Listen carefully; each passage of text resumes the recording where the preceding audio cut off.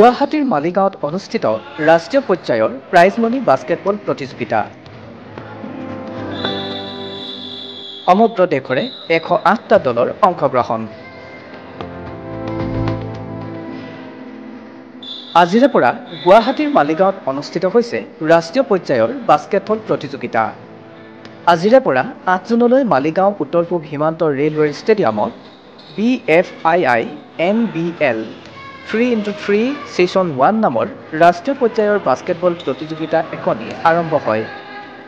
18 বছৰ ঊৰ্ধৰ আৰু অনুৰ্ধৰ পুৰুষ মহিলা উভয় শাখাতে এই প্ৰতিযোগিতা অনুষ্ঠিত হৈছে। সৰ্বমুঠ 4টা শাখাত অনুষ্ঠিত হ'বলগীয়া এই প্ৰতিযোগিতাত বিজয়ীসকলক নগদ ধন আৰু আকৰ্ষণীয় পুৰস্কাৰে পুৰস্কৃত কৰা হ'ব বুলি উদ্যোক্তাসকলে জানিবলৈ দিছে। ফেডাৰেশ্যন অৱ ইণ্টাৰনেশ্যনেল এছ'চিয়েশ্যন আৰু বাস্কেটবল এছ'চিয়েশ্যন অৱ ইণ্ডিয়াৰ তত্বাৱধানত অনুষ্ঠিত এই প্ৰতিযোগিতাখনত ইতিমধ্যে সমগ্ৰ দেশৰে বিভিন্ন প্ৰান্তৰ সৰ্বমুঠ 108টা দলে যোগদান কৰা বুলি জানিব পৰা গৈছে। প্ৰতিদিনে পুৱা 8 বজাৰ পৰা নিশা 9 বজালৈ অনুষ্ঠিত হ'বলগীয়া এই গুৰুত্বপূৰ্ণ প্ৰতিযোগিতাখনৰ খেলুৱৈসকলে পঞ্জীয়নকে ধৰি সকলো কাম অনলাইন পদ্ধতিৰেই সমাপন কৰা হৈছে। প্ৰতিদিনে পুৱা 8 বজাৰ পৰা নিশা 9 বজালৈ অনুষ্ঠিত হ'বলগীয়া এই গুৰুত্বপূৰ্ণ প্ৰতিযোগিতাখনৰ খেলুৱৈ পঞ্জীয়নকে ধৰি সকলো কাম অনলাইন পদ্ধতিৰেই সমাপন কৰা হৈছে। প্ৰতিযোগিতাৰ শেষত বিতৰণ কৰিবলগীয়া নগদ ধনৰ পুৰস্কাৰসমূহো পোনে পোনে খেলুৱৈৰ একাউণ্টতেই জমা কৰা হ'ব বুলিও জানিবলৈ দিছে উদ্যোক্তাসকলে।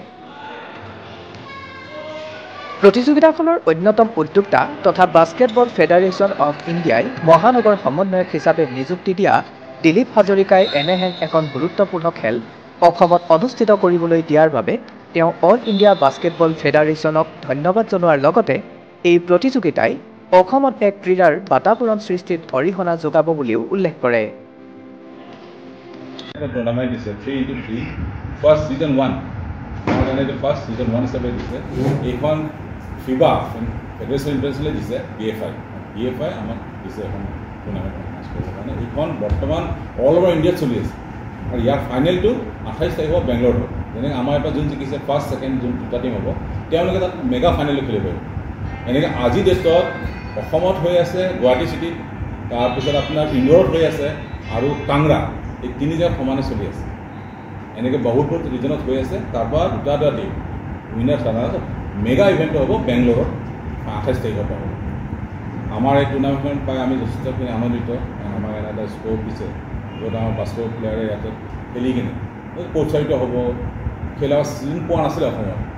আপোনালোকে চবে জানে যে আমাৰ অসমৰ এডক কমিটি চলি আছে, তথাপিতো আমাৰ ফেডাৰেশ্যনে বাৰে বাৰে আমাৰ টুৰ্ণামেণ্ট যোৱাবাৰ দিছে, এইবাৰ এখন স্পেচিয়েল আমাক দিছে আমাৰ এডক কমিটি থকাৰ কাৰণে। আমি সেইকাৰণে বাস্কেটবল ফেডাৰেশ্যনক মই আন্তৰিকভাৱে ধন্যবাদ দিছোঁ যে আমাক এইখিনি দিছে। মই আমাৰ এই চিটি কৰ্ডিনেটৰ হিচাপে ভাইচ প্ৰেচিডেণ্ট মোৰ লগত আছে।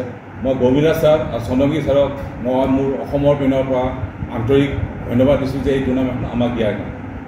এইখন টুৰ্ণামেণ্ট আমাক পাতিবৰ কাৰণে আমাৰ স্ক'প দিছে। আমাৰ বাস্কেটবলটো জীয়াই থাকিবৰ কাৰণে এটা সুবিধা দিছে, কিন্তু অলমষ্ট শেষ হ'ব লাগিছিলে, আজিলৈকে হোৱা নাই। TNIBL এনেকুৱা দিছে। আৰু আপোনালোকক জনাই অতি আনন্দিত মই যে আপোনালোকে স্পৰ্টছত জানিব 104টা টিম পাৰ্টিচিপেট কৰিছে এইবাৰ। প্ৰথমবাৰ হৈছে। এতিয়া আমাৰ অসমৰে হওক, নৰ্থ ইষ্টে হওক বা ৰেষ্ট অফ দ্য কাণ্ট্ৰি চবৰ পৰা আহি সৰ্বমুঠ মই যেতিয়া প্ৰথমবাৰ BFI পাইছিলোঁ, এইটো যে মোক দায়িত্ব দিছিলে চিটি কৰ্ডিনেটৰ হিচাপে অভাৰঅল চলাই দিবৰ কাৰণে, তেতিয়া মই ভবা নাছিলোঁ ইমান টিম হ'ব। কিন্তু লাহে লাহে যেতিয়া গম পালোঁ যে অনলাইন হৈ আছে আজি প্ৰেজেণ্ট যেতিয়া চলি আছে ফিক্সাৰ 100। অসমৰ স্কুলসমূহতো পঢ়াৰ সমান্তৰালকৈয়ে ৰাতিপুৱা কিছু সময় ক্ৰীড়াৰ বাবে ৰাখিলে ৰাজ্যৰ ল'ৰা ছোৱালীয়ে শাৰীৰিক আৰু মানসিক দিশতো বহু সুফল পাব বুলিও তেওঁ লগতে মন্তব্য কৰে। ইফালে প্ৰতিযোগিতাখনৰ অন্যতম এজন গুৰি ধৰোঁতা দীপেন ডেকাই এই প্ৰতিযোগিতাখন অসম চৰকাৰ তথা মুখ্যমন্ত্ৰী ডক্টৰ হিমন্ত বিশ্ব শৰ্মাৰ সঁহাৰি অতি আশাপ্ৰদ বুলি জনোৱাৰ লগতে সামৰণি অনুষ্ঠানত মুখ্যমন্ত্ৰীগৰাকীক নিমন্ত্ৰণ জনোৱা হ'ব বুলিও সংবাদ মাধ্যমত অৱগত কৰে। ফাৰ্ষ্ট ক্লাছটো যদি আমাৰ এটা বেলেগ ছাবজেক্ট আছে, যেনে SPW হওক, আৰ্ট ছাবজেক্ট হওক, কিবা হওক, সেইটো যদি চব স্কুলে কৰে তেতিয়া কি হ'ব, ছাবজেক্টটো মিছ নহয় আৰু ল'ৰাটোৱে প্ৰেক্টিছ কৰিব। সেইখিনি দিব লাগে যিখিনি ডিষ্ট্ৰিক্ট খেলিছে বা ষ্টেট খেলিছে তেওঁলোকক দিব লাগে প্ৰিভিলেজ যে তুমি ফাৰ্ষ্ট ক্লাছত লাষ্টত আহিলে হ'ল তোমাৰ মতে ফ্ৰী আপুনি চাওক দিয়াৰ লগে ৰাতিপুৱা যিবিলাক প্ৰেক্টিছ কৰিব পাৰে চবেই প্ৰেক্টিছ কৰিব মইতো আপোনাৰ অনুৰোধ যদি এইটো কথা তেওঁলোকে কৰে নহয় আপোনালোকে চাওক স্পৰ্টছত 10% হ'লেও ইম্প্ৰুভমেণ্ট হ'ব আৰু প্লেয়াৰে ছেটিছফাইড হ'ব যে মই ৰাতিপুৱা প্ৰেক্টিছ কৰিম মোক স্কুলে দি আছে আৰু এটা আপোনালোকে জানে যে আমি স্পৰ্টছ কৰোঁ বা যিয়ে নকৰোঁ কিবা এটা কোনোবা ডেফিনেটলি আজি আপোনালোকে জানে যে চেণ্ট্ৰেল গভৰ্ণমেণ্টতো চলি আছে যে স্পৰ্টছটোৱে যে ছাবজেক্ট কৰিব লাগে তাৰ কাৰণে আপোনাৰ জানে আপুনি চবকে চিফ মিনিষ্টাৰে চবকে কৈছে যে স্পৰ্টছ আমি বিচাৰোঁ আমি স্পৰ্টছমেন থাকোঁতে মই ইমানখিনি যদি আপোনাক সুধিছে মই ক'ব বিচাৰোঁ যে আমাৰ স্কুলবিলাকত মই এদিন ডাইৰেক্টৰ অফিচত কৈছিলোঁ হোৱাৰ পিছত কিন্তু বেলেগ স্কুলে মানা নাই আমাৰ যিটো ফাৰ্ষ্ট ক্লাছ প্ৰথম ক্লাছটো আমাৰ ধৰক এই SPW বা যিবিলাক ইমান দৰকাৰ নহয় ছাবজেক্টটো সেই ছাবজেক্টটো ফাৰ্ষ্ট ক্লাছ দি তেতিয়া আৰু যিবিলাক ডিষ্ট্ৰিক্ট খেলিছে ষ্টেট খেলিছে তেওঁলোকক ক'ব লাগে তোমালোকে প্ৰেয়াৰটো আৰু ফাৰ্ষ্ট ক্লাছটো আমাৰ তোমাক এলাউ কৰিছোঁ তেতিয়া কি হ'ব ৰহতে ৰাতিপুৱা প্ৰেক্টিছ কৰিব পাৰোঁ আমাৰ এইটোৱে হৈছে যে Myself, Gautam Ganguly. I am the Vice President of Basketball Federation of India and also Chairman ad hoc committee of Assam Basketball. You might know that last few years in Assam there is no basketball association. So Assam basketball was totally stopped. And after COVID situation, I think this is the first tournament, and the players are very much interested to play basketball, and this is the 3-on-3 basketball in BFI. This is a new format basketball.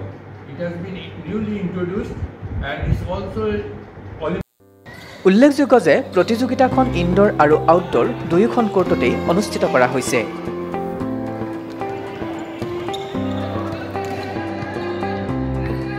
News desk report নতুন সময়